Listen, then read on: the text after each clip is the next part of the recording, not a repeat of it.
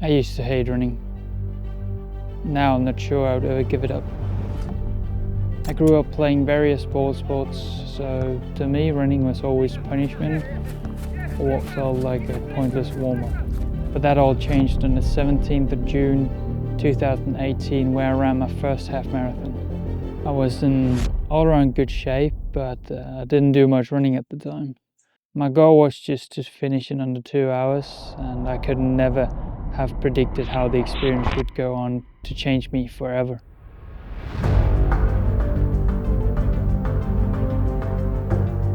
While running it, I went from I might not be able to finish this to feeling the rush of accomplishment when I crossed the finish line. The course wasn't like what you see at most running events these days. A lot of the time it was quiet, no one to cheer for you, no one to take the thoughts away from the pain. At the time I didn't know, but I think that's what hooked me. The silence, the confrontation with yourself when there's nowhere else to look. It's just me and the voice in my head.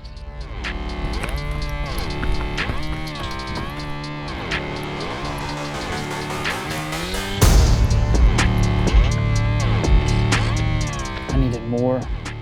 Signed up for the Copenhagen Marathon, got an overuse injury, couldn't run for the rest of the bill. So I bought a bike. I knew nothing about endurance training, but my brother introduced me to this online cycling game called Swift. So in the middle of summer, I set up my bike with a home trainer in the garage and went to work. I'd sit there for hours, sweating through every interval, chasing little digital medals like they meant something.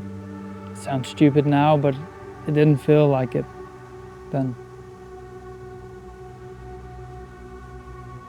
I was hooked again on progress, on the suffering.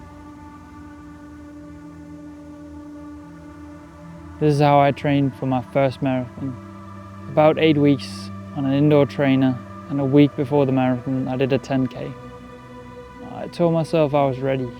It felt like I was going on an adventure.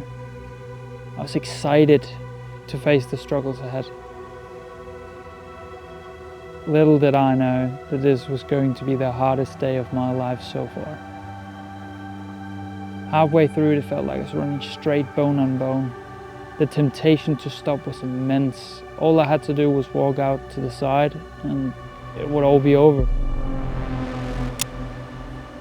But I'd promised myself that I wouldn't stop until I was unable to take another step. While it might not have looked like it, I was still running, putting one foot in front of the other.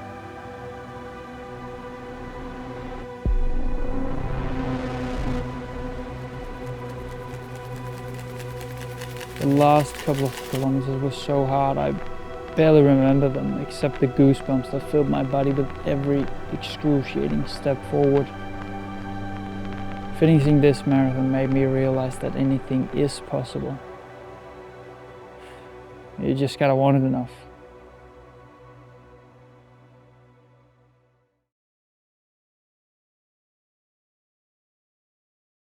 From this, I spiraled into triathlon training, but ended up falling in love with cycling.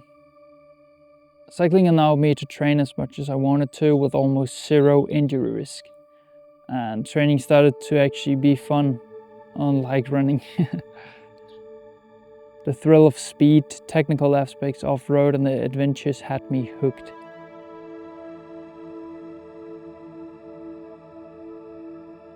I spent the next 4 years diving headfirst into the world of cycling and spent every minute awake thinking about it, from gear and training to creative projects.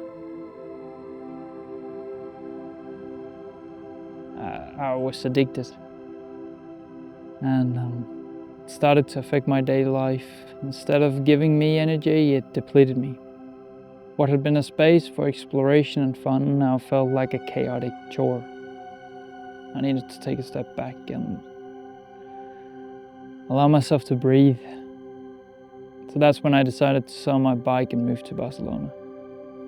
I needed to reconnect with the sport that made me believe in myself. I went here to find my why again.